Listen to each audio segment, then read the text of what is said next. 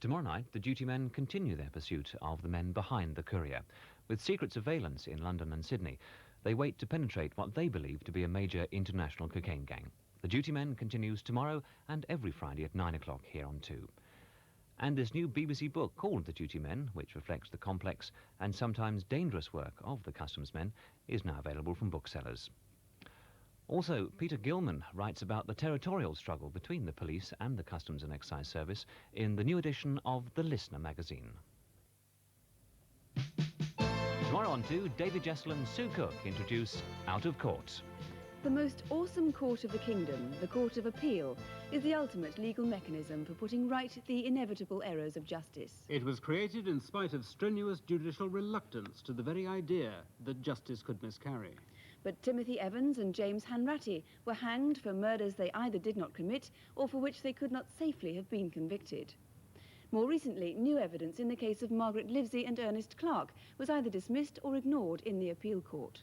Are their lordships interpreting their crucial remit too cautiously, or displaying the necessary judicial caution in the crucial exercise of justice?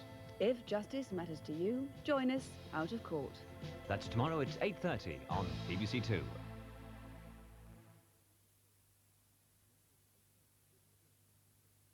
Well, now on to Newsnight. Good evening.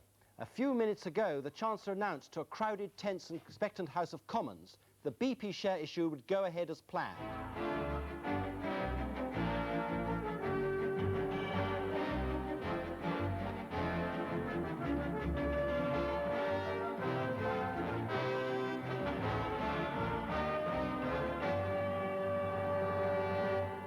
Good evening. A few minutes ago, the Chancellor announced to a crowded House of Commons the BP issue would go ahead as planned, but the underwriters would be partially cushioned from their £1 billion loss by a specially devised government bailout scheme.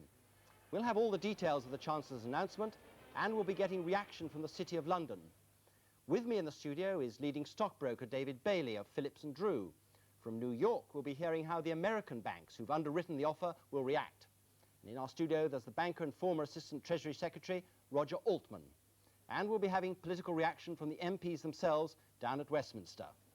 And there's a bitter row tonight over a visit to London of Adolf Calero, a leader of Nicaragua's Contra guerrillas.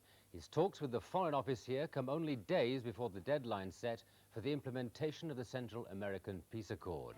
This plan, signed by the leaders of 5 countries in the region, now appears to be in jeopardy.